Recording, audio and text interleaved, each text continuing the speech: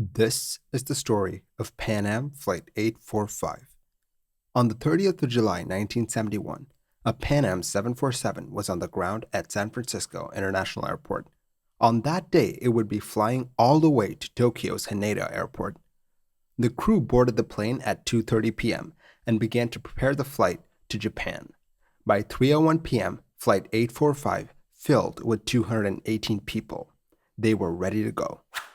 As the 747 pushed back from the gate, the pilots had a curveball thrown at them. They were planning to take off from runway 28 left, but that runway was closed for departures. Their next choice of runway was 01 right, but the first 1,000 feet of 01 right was off limits to the 747. The pilots had a decision to make. To get more information on everything, they decided to talk to dispatch. They informed dispatch about all the closures. They realized that runway 01 right was long enough to accommodate a 747. Then, a radio call came in. Talk to tower. The 1,000 feet they were talking about that's closed is actually overrun. You couldn't start from that point in any event because of thrust damage. Start at the painted threshold and you still have 9,500 feet plus clearway ahead of you. Under those circumstances, the page using 3A power shows no takeoff limitations at your gross. End quote. Long story short, they could take off. The flight crew and the flight dispatcher discussed everything a bit more and came to the conclusion that the pilot should use flaps 20 for this takeoff instead of the 10 degrees that they had originally planned for. In the cockpit, the pilots read out the V speeds for this takeoff. V1 was the speed at which you could no longer safely reject a takeoff. That was 149 knots, and the rotate speed was 157 knots. Soon, the huge 747 was on the displaced threshold of runway 01 right, ready to go. At 3:28 p.m., the crew got their takeoff clearance, and all 4 engines were advanced to takeoff power. As the plane picked up speed, the first officer called V1. The plane accelerated to the rotate speed, and the first officer noticed something strange. The end of the runway was fast approaching, and they were still on the ground. They pulled back as hard as they could in an attempt to lift the giant 747 into the air. They were out of runway. The pilots felt a bump as the runway ran out, but the plane lifted off at the very last second. Usually takeoffs like these leave a very long tear on the tail. You might even lose pressurization, but usually you're in a position where you can safely land the plane. But the state of Flight 845 was much more dire. The flight engineer looked at his panel and he realized that they were losing hydraulic systems 1, 3, and 4. He launched himself into the emergency checklists for those systems. A member of the cabin crew came into the cockpit and they had some bad news. A few passengers were badly injured. At the end of the runway, there were these lights that were put on top of long, thin rods. The plane flew through them, and those rods punctured through the skin and into the cabin. Into a cabin full of passengers, that is. The injuries sustained by the passengers were not minor bumps and scrapes either. Some people had life-threatening injuries. The pilots needed to put this plane back on the ground as soon as possible, but it's not as simple as coming back in for a landing. For one thing, the plane was fueled up for an intercontinental flight to Tokyo, and so they needed to dump some fuel to make sure that the plane's weight was within limits for a safe landing.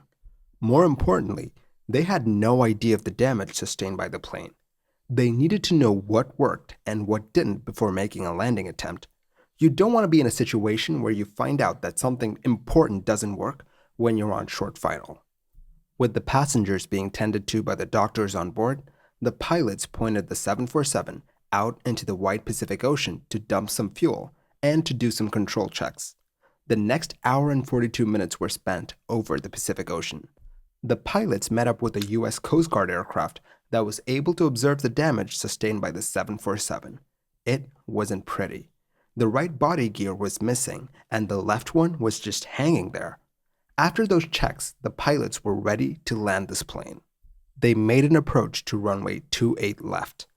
The captain noticed that he had less and less elevator authority as the plane slowed. The 747 touched down and the pilots tried to slow the plane. It wasn't slowing down as fast as usual. In addition to that, the pilots were having a hard time keeping the plane on the center line. 5,300 feet down the runway, the plane veered to the right and left the runway entirely. Once the plane came to a stop, the 747 tipped over and came to rest with its nose in the air. It's absolutely incredible that everyone survived. For example, a few rods went right through the seats 45F and 46F. Had those seats been occupied, it would have been really bad. Once on the ground, the damage to the plane was clear as day. The gears were damaged, the flaps, the vertical stabilizer, the horizontal stabilizer, the brakes, the brake valves, the engines. Wait, you know what? I'm just going to stop. A lot of things were broken on this plane. If I were to list everything that was broken, we'd be here a while. So, that brings us to the big question. How does a 747 almost not take off? Did they have enough runway? Yes. The first 1,000 feet of runway 01 right was out of commission, but that still left 8,500 feet for them to use.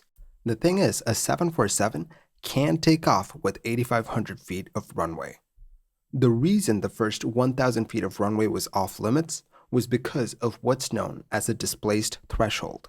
The 747 could only take off 1,000 feet down the runway as there was a highway nearby, and they thought that the jet exhaust would cause accidents on the road.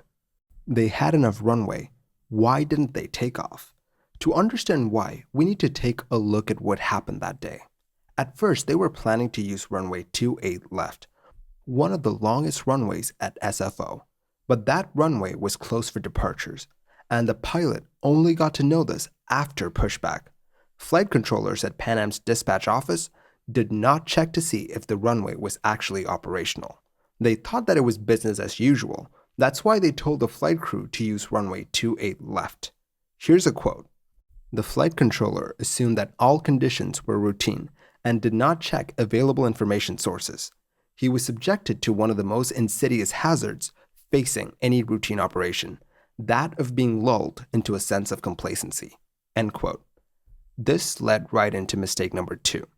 The plane's being pushed back, and the pilots realized that runway 28 left isn't operational, so they called dispatch to see what runway that they could use. The dispatch officer ruffled through his charts, which listed the usable runway for each aircraft type, and right there, it said that the Boeing 747 could use 9,500 feet of runway on runway 01 right. Well, that was more than enough for a 747. Case closed, right? Well, here's the catch. The crew actually did not have 9,500 feet of runway to work with. They only had 8,500 feet of runway when taking off from runway 01 right.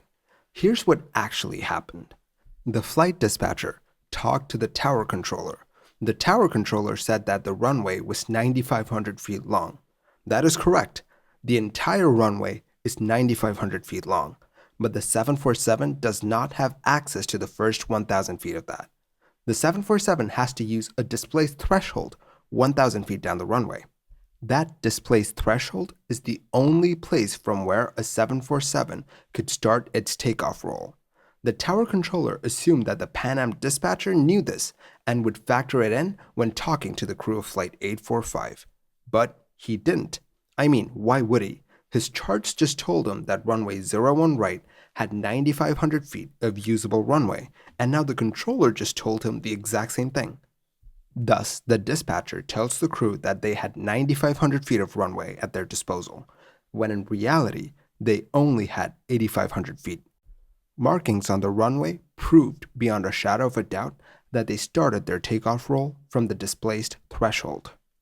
You might be thinking to yourself, so that's why this accident happened. A giant jumbo jet takes off on a runway that was too short for it. There's one more factor that contributed to this accident. On that day, the pilot started the flight under the assumption that they'd be using runway 28 left.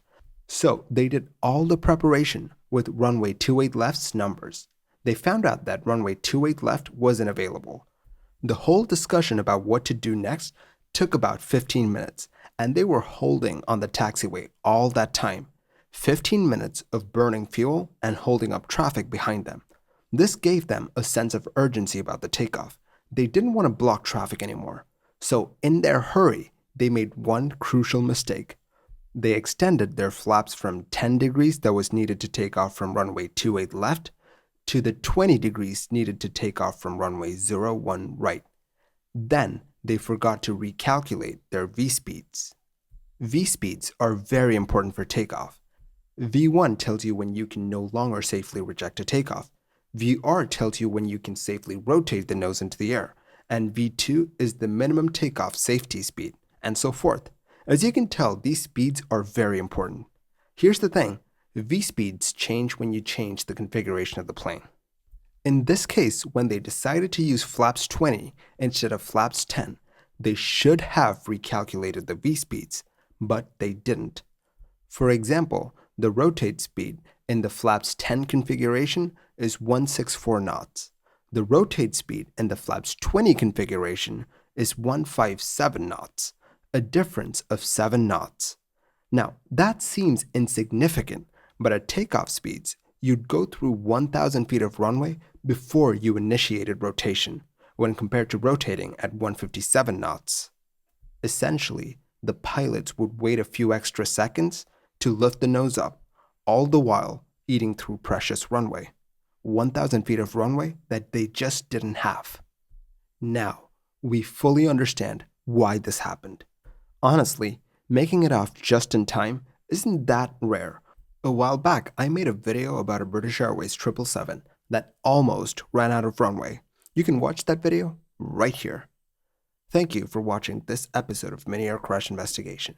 If you like the videos that I make, do consider liking and subscribing. It will really help the channel grow. I will catch you guys next time. Stay safe.